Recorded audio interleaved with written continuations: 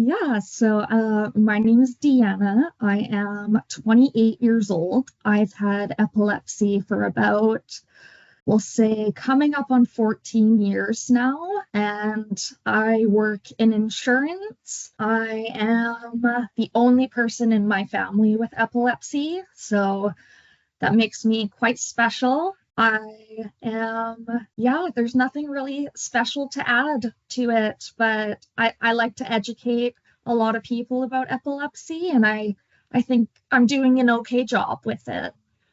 So I was diagnosed not officially until about after a couple seizures, which is completely normal. My first seizure ever was actually in a shopping mall during Christmas time. Horrible place. Drove a lot of attention. The doctors gave me kind of false hope and they said, this is going to be a one-time thing. This is never going to happen again. But then it did. It happened again.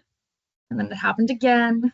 And then it happened again. So I had about 4 seizures until the doctor said, okay, I think this is going to be a reoccurring thing. I was 15 when I was officially diagnosed. So right at kind of the peak of puberty, becoming a teenager, that could have everything to do with why I was diagnosed at that age.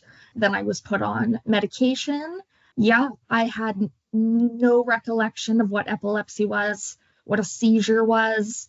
And so that was kind of the start of, I have to do some research. I have to talk to people. I need to figure out what I have because I had zero knowledge beforehand of what it was. So basically the doctors were talking to me and I was a deer in headlights because I had no idea what I was walking into for sure. It definitely was. It was kind of definitely a shock. And then I had to look back in my family and see if anyone had it, and there was nothing. So I luckily get to be the first. My mom definitely was, I'd say, the most worried at first because she essentially thought that I was dying or something was wrong with my brain, that something was going to happen to me. But really fast, my mom picked up on the signs, what was happening. She came to every doctor's appointment with me. And then my little brother and sister, I felt a little bad for them because they also had to learn a lot about epilepsy.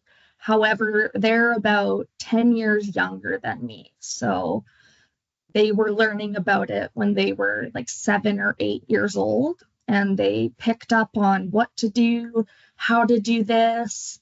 And the family was very shocked, though. They were like, why is this happening to her? And it was like honestly like a bowl of candy. And then you find that one that you're missing and you're like, oh my God, there's one left in the bowl. I found it. And that was me. I was that one unique one in the bowl. I was the one. And there was no traces back. It was just me. And it definitely affected the family a little bit. But now everyone is much more positive about it. But it did take a bit to get there. So I have generalized seizures. So I have tonic-clonic ones, which used to be grand mal seizures. So the ones you see in the movies, of course. It definitely affected my life for a long time. It still does because I'm still having seizures to this day. When I was younger, I would hide it from everyone because it was seen as a flaw of mine. But as I've gotten older, honestly, it's taken about 10 years. I've definitely accepted it. I've thought of it much more as a part of me, not a reflection of me. Definitely along the way, I've had to make some changes. Like I have had a seizure while driving.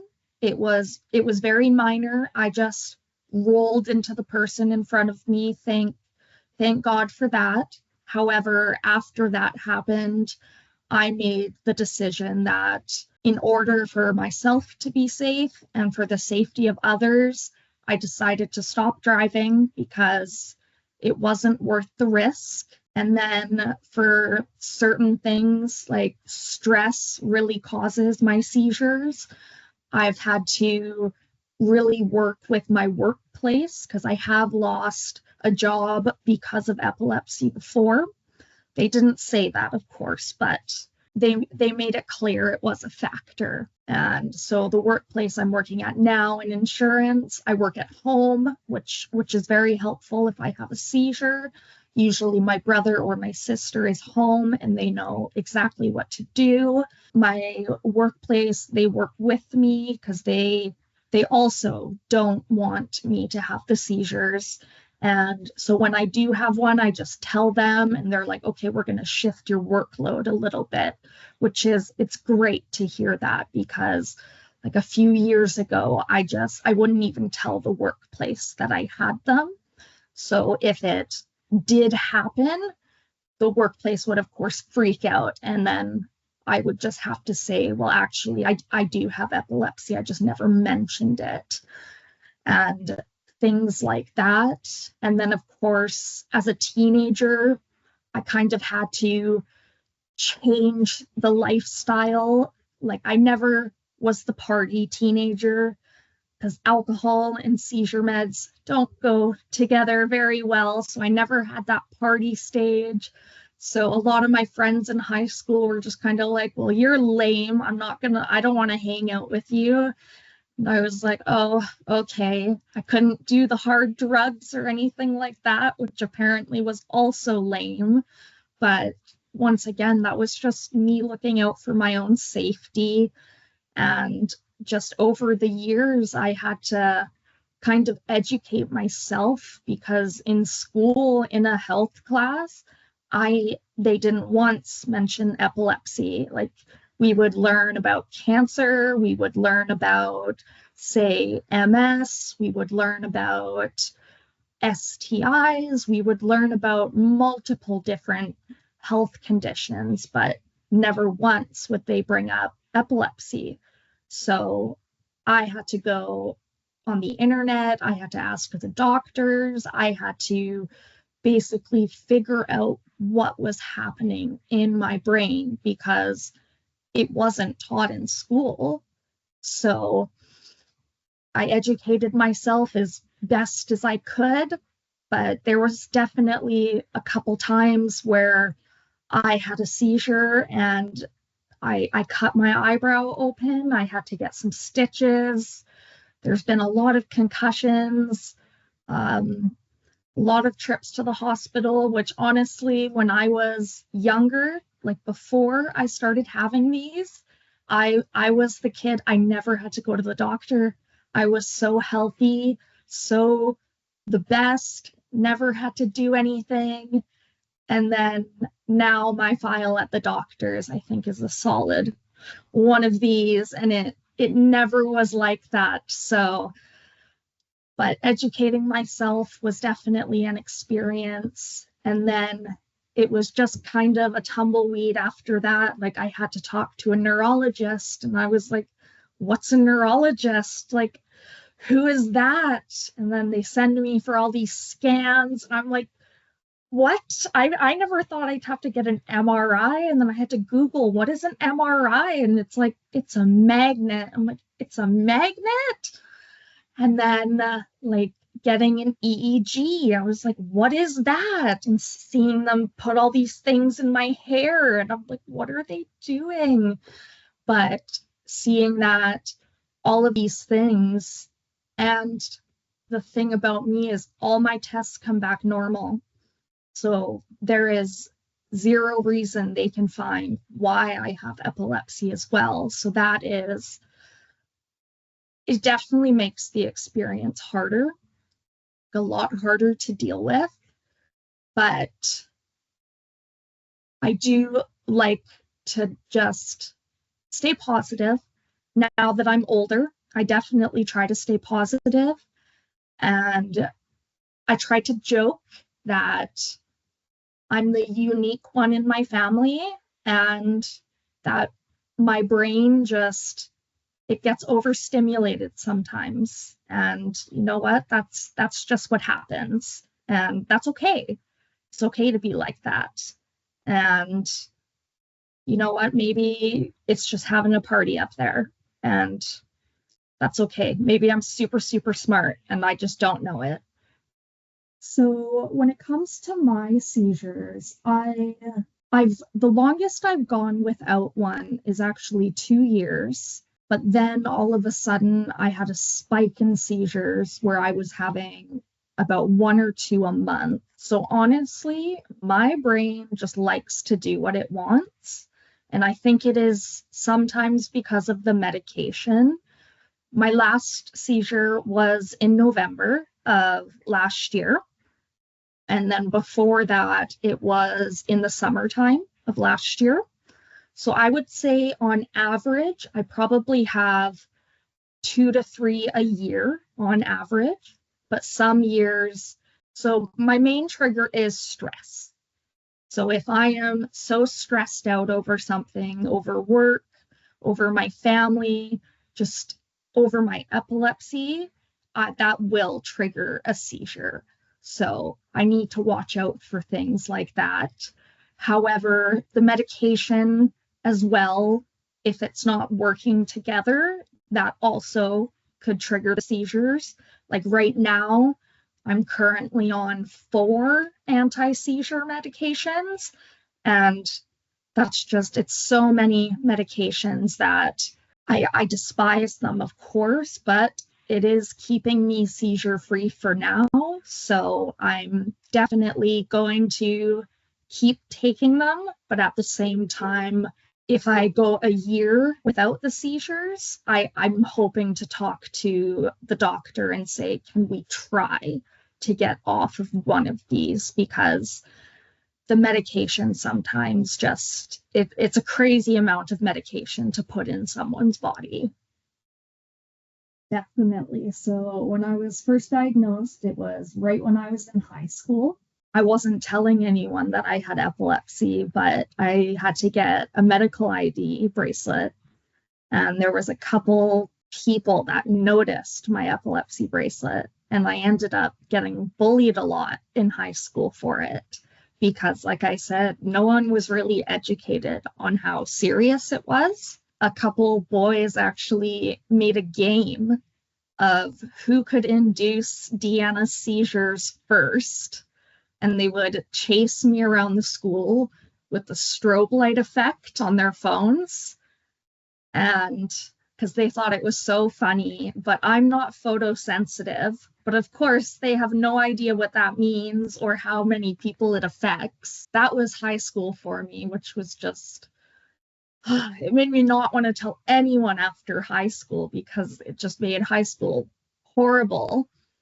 And then after high school, I didn't want to tell anyone I was dating because I looked at it as such a flaw of me. I thought it was just a horrible part of me. And the second people heard it, they would just say, oh no, that's horrible. She's disabled. I don't want to be around that. It was definitely hard for after high school. I'd say after high school until I was about 22, so about that 4 years after high school was probably the hardest because I did go through a little bit of I'd say the biggest challenge was in that 4 years was keeping up with my meds and telling myself that this is okay, like you're going to get through this. But I hit a wall where I was like, why do I have epilepsy? Why is it me? Why out of every person in the world did I get it out of my entire family? And I definitely hit some low points where I just stopped taking my medication because, as a lot of people say, I just wanted to be normal, which is what a lot of people say with epilepsy is you just want to be normal. But at the same time, you just accept that you're a little bit different and that's okay. And it took me years to realize that that's totally okay. Like, no matter how many times I end up in the hospital or how many times I wake up from a seizure, that I need to be thankful when I'm waking up. I can't wake up and just get upset and say, oh my gosh, it was another one. I've told myself now that I need to wake up and say, oh, okay, I woke up. Thank God. Like, the misconceptions that people have, like the amount of advice people try to give me is quite crazy, that they have no idea about it, but they're like, oh, you need to do this, you should try and exercise more. And I tell them, I was like, do you know how hard it is for me to exercise a lot? And I'm like, do you know how tired I get compared to you? But I never try to be rude to anyone unless they're rude to me about it, because then they need to be put in their place a little bit.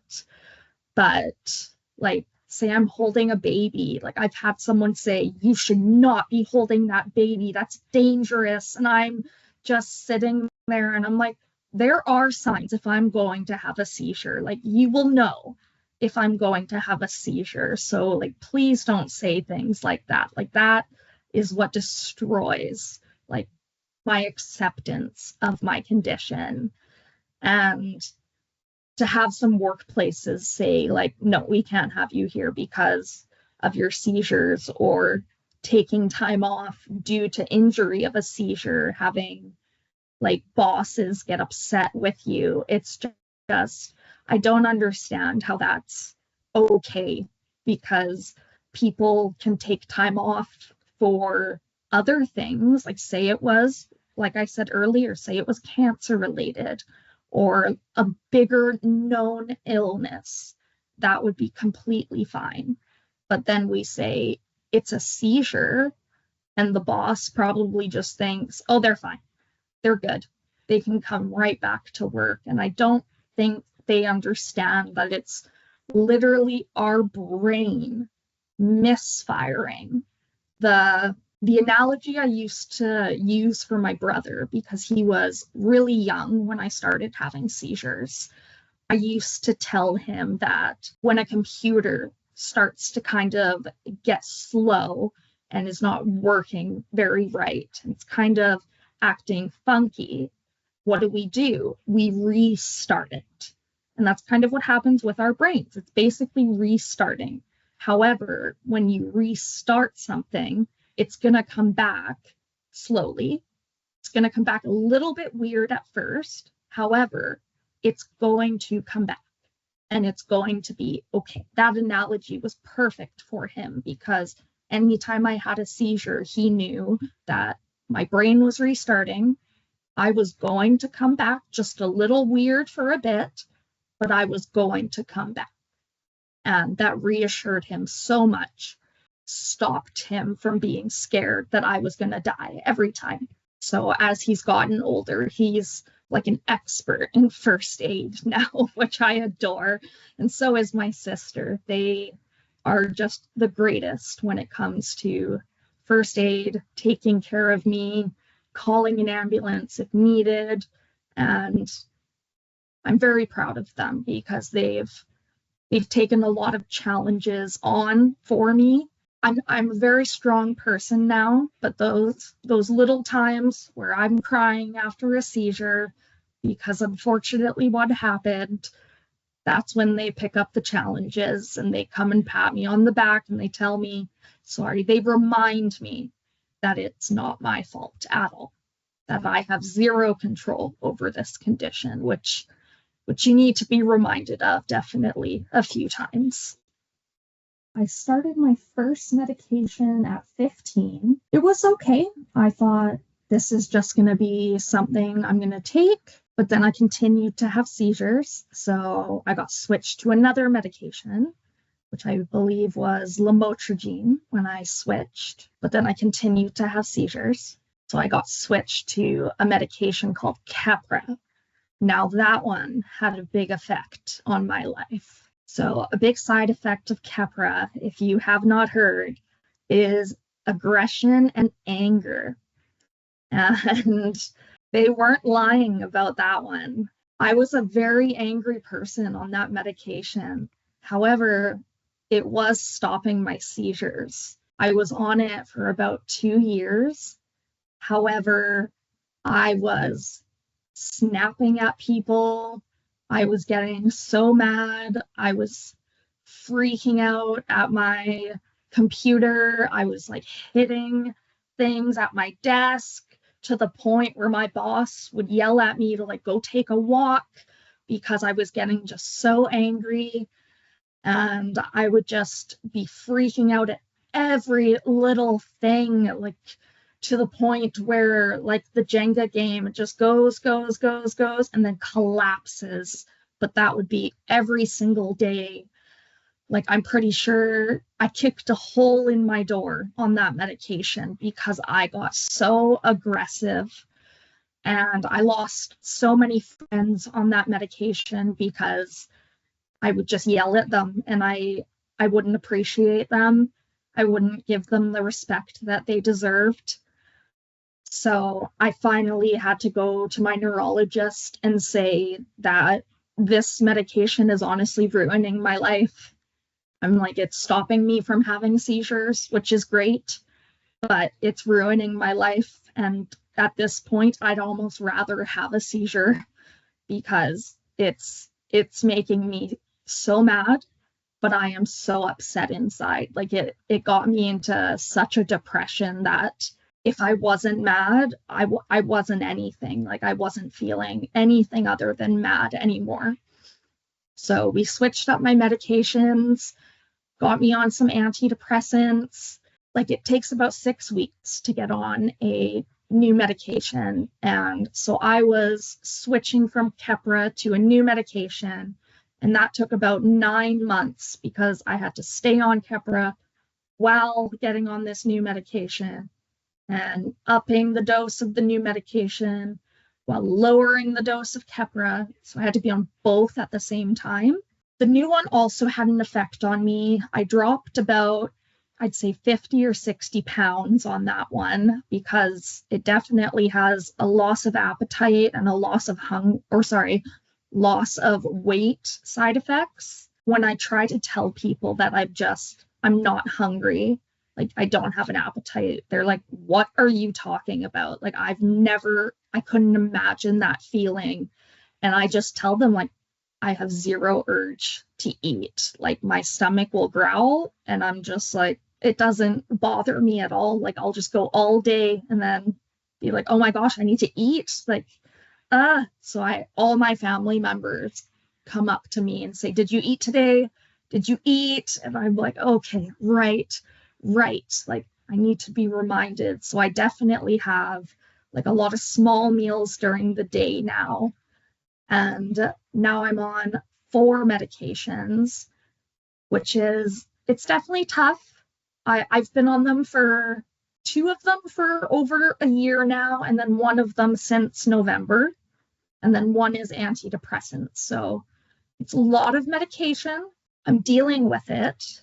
However, it is a lot of things that I'm putting in my body that I don't know what it's doing to my body, honestly. So I'm hoping that my insides are okay, but the medication definitely plays a part because say you forget your medication one morning, it's like, do I take it again right now or do I wait until the evening? And then every week you have to refill your medications, and it's definitely a chore. Yes, I think it is super important because a lot of people don't know about epilepsy or the importance of it. So my workplace in specific, they are called special risk insurance managers. We donate to charities every month, actually. We started doing that about a year ago, and they reached out to me the first month that we did this, and they said, Deanna, what charity should we donate to? And I said, obviously, Epilepsy Canada, because that's the charity that means the most to me and obviously is doing the most for the epileptic community. And I got to basically sit down and have a conversation like this with my entire workplace, and that's about 200 people. And I got to tell them about my epilepsy, but I also got to tell them about epilepsy in general, what to look for and what happens, and how there are so many different types of seizures, and how nobody's really the same with epilepsy. Lights don't affect us all, and that it's kind of a serious condition, even though some people don't really think it is. Like, we should all be looked at as important, every person in the world, for sure. However, epileptics, they do have a serious neurological condition. It is in our brains. Our brains control our entire body. That's a very serious thing. And I don't think people really look at it from that point of view. They kind of just look at it as, oh, they're just shaking on the ground, like, ugh. And they kind of just take what they see in the movies and just put it on the person when they hear they have seizures.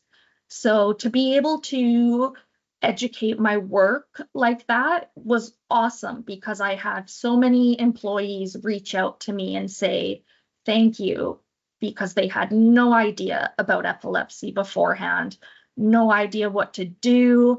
I had a few people say like they thought they were supposed to put something in the person's mouth, and I'm like, no, please don't do that to someone. And telling them things that have happened to me and things that I gave up. And I told them it's for people's safety. Like, we have to give up some things that we love to do for others. Like, epilepsy does affect our life.